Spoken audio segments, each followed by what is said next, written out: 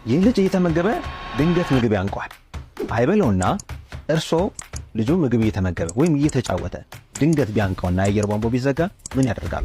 ይህ ነገር ድንገት ቢከሰት እያንዳንዱ ነገር እናንተ ወላጆች ማወቅ አለባችሁ። ምን ማድረግ እንዳለባችሁ፣ ቤት ውስጥ ምን ማድረግ እንዳለባችሁ ቀላል ቴክኒኮች ናቸውና እያንዳንዱን ሰፋ ዘርዘር አድርጌ ብሩክ ኪድስ ዩቲዩብ ቻናል ላይ ሰርቻለሁ። ለዛሬ እዚህ ቲክቶክ ላይ አጠር ያሉ ነገሮችን አቅርቤላችኋለሁ። አብራችሁን ቆዩ። እኔ ዶክተር ፋሲል መንበር እባላለሁ። የህፃናት ስፔሻሊስት ሐኪም። ህፃናት ለመታነቅ በቀላሉ የተጋለጡ ነገሮች ናቸው። በዛሬ ቪዲዮ ህፃናትን ለመታነቅ አደጋ የሚያጋልጡ ነገሮች ምን ናቸው? መከላከያ ያልኳቸው 5 ቲፖችን እነግራችኋለሁ። እነዚህን እስከ መጨረሻው ተመልከቱ። ከዛ በተጨማሪ ደግሞ ድንገት ቢያጋጥም በምን መልኩ ነው የምንረዳቸው? ፈርስት ኤድ የምንለው ነገር አለ አይደለ? ይህ ነገር እንዴት ነው የምናደርገው? ይህን ቪዲዮ የምታዩ ወላጆች ይህ ነገር አንድ ቀን ይጠቅማችኋልና ሴቭ አድርጉ፣ ላይክ አድርጉ። ከዛ በተጨማሪ ደግሞ ለሌላውም እንዲደርስ ኮፒ ሊንክ እያደረጋችሁ አሁን የቲክቶክ አልጎሪዝም በጣም ስለቀነሰ ለብሶ እየደረሰ አይደለም ይህ ቪዲዮና ለብሶ እንዲደርስ ላይክ፣ ኮሜንት እያደረጋችሁ ኮፒ ሊንክ እያደረጋችሁ ለሁሉም ሼር። ይህ ክስተት ለወላጅ እጅግ የሚያስደነግጥ ነገርና በጣም የሚያስጨንቅ ነገር ነው አይደለ?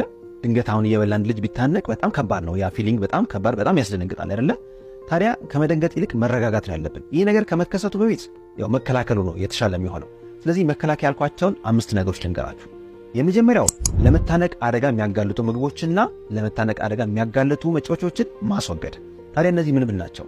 የመጀመሪያ ለምሳሌ ከምግቦች በደንብ ያልበሰለ ስጋ ከሆነ አንድ፣ ሁለተኛ ቆሎ፣ ሽምብራ ሊሆን ይችላል፣ አተር ሊሆን ይችላል፣ ለውዝ ሊሆን ይችላል። ቆሎ ነክ ነገሮች በፍጹም ህፃናት በተለይ እድሜያቸው ከ4 ዓመት በታች ከሆነ በቀላሉ ለትንታ ሊጋለጡ ይችላሉ። ስለዚህ እነዚህ ቆሎ ነክ ነገሮችን ለህፃናት ባንሰጥ። ሌላ ደግሞ ያልተከተፈ ወይም ያልበሰለ ካሮት ሊሆን ይችላል፣ ወይም ፍራፍሬዎች ለምሳሌ እነ ወይን፣ እነዚህ መሳሰሉት። እነዚህ መስጠት ከፈለጋችሁ መከታተፍ ወይም መቆራረጥ ያስፈልጋል። ስለዚህ እነዚህን ማስወገድ፣ ከምግቦች ለትንታ የሚያጋልጡ ነገሮችን ማስወገድ የመጀመሪያው።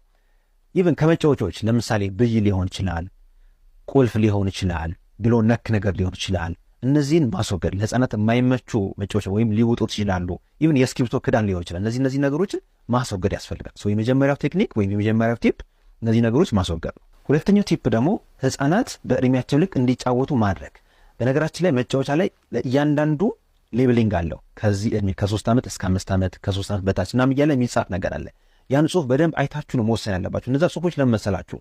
ምናልባት ተነቃቃይ ነገር ካለው በቀላሉ ወደ አየር ቧንቧ በመግባት ቾኪንግ ሃዛርድ ወይም የመታነቅ ችግር ስለሚያስከስት ነው። ስለዚህ እነዚህ ነገሮች መጫወቻዎቹን ስትገዙ ሌብሊንጉ ማየት፣ ማንበብ፣ ለእድሜያቸው የተዘጋጀ መሆኑ ማወቅ ይኖርባቸዋል ማለት ነው።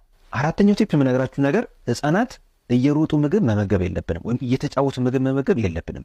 የምግብ ሰዓታቸው ምንጊዜም ቁጭ ብለው መሆን አለበት። አርፈው ሃይቼር የምንጠቀም ከሆነ ሃይቼር፣ ኖርማል ወንበር ከሆነ ኖርማል ወንበር ላይ ቁጭ አድርገን ማጉረስ ይኖርብናል። እውነት ነው የምግብ ሰዓታቸው የፍቅር የደስታ መሆን አለበት። ሆኖም ግን ስርዓትን መማር አለባቸው። ቋሚ የሆነ የምግብ ሰዓት፣ ቋሚ የሆነ አመጋገብ፣ ስርዓት ያለው አመጋገብ ያስፈልጋል። ስለዚህ እየተሯሯጡ ምግብ መስጠት በፍጹም አይመከርም። ወደ አየር ቧንቧቸው ሊገቡ ልክ ሲተነፍሱ ለምሳሌ በጣም ዲፕ የሆነ ብሬስ ሲወስዱ ቀጥታ ወደ አየር ቧንቧቸው ለመግባት ሊዘጋቸው ይችላል። ይህንን አስወግዱ። አምስተኛው ነገራችሁ ነገሮች ደግሞ ህፃናት ምግብ እንዲያኝኩና እንዲውጡ ማስተማር። እንግዲህ ያው ምግብ ልምምድ ነው ለህፃናት። ምግብ ስናስለምዳቸው በእያንዳንዱ እድሜ እየለመዱት አቺቭ እያደረጉ ወይም ያን ነገር እየለመዱት ነው የሚሄዱት እና ያን ለማድረግ ደግሞ ህፃናት ማኘክ መቻል አለባቸው። ማኘክን ደግሞ የምናስተምራቸው ገና ከ9 ወር ጀምሮ ትንሽ ወፈር ያለ ምግብ እየሰጠን ማኘክ ምን እንደሆነ ማስተማር አለብን። አይበለውና ይህን ወፈር ያለ ነገር እየሰጠን ቢታነቁ ወይም ቾክ ቢያደርጉ ምን ማድረግ አለብን? ቾክ ሲያደርጉ ወይንም ያ ምልክት ሲያጋጥም ማወቅ ያለባችሁ 3 ነገሮች አሉ፣ መረዳት ያለባችሁ ማለት ነው። የመጀመሪያው ልጁ በትክክል ታንቋል ወይ?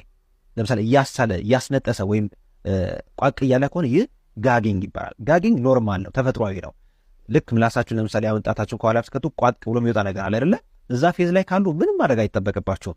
መታገስና በደንብ እንዲያስል ማበረታታት ነው እንደውም ያለባችሁ።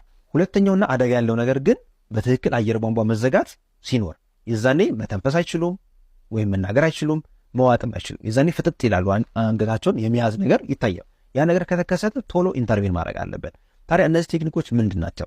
ከ1 ዓመት በታች የምንጠቀመው ቴክኒክ አለ፣ ከ1 ዓመት በላይ የምንጠቀመው ቴክኒክ አለ። ይህንን ቴክኒክ ደግሞ ማድረግ ካቃታችሁ፣ በጣም ከደነገጣችሁ ደግሞ አንድ ማሳያችሁ ላይፍ ባክ የሚባል አንድ ፕሮዳክት አለ። ይህንን የፕሮዳክት ሪቪው ሙሉውን ዩቲዩብ ላይ ሰርችላችኋለሁ። ሊንኩን ባዮ ላይ ታገኙታላችሁ፣ ወይም ብሩክ ኪድስ ብላችሁ ሰርች ብታደርጉት የምታገኙት ይሆናል። መልካም ጊዜ።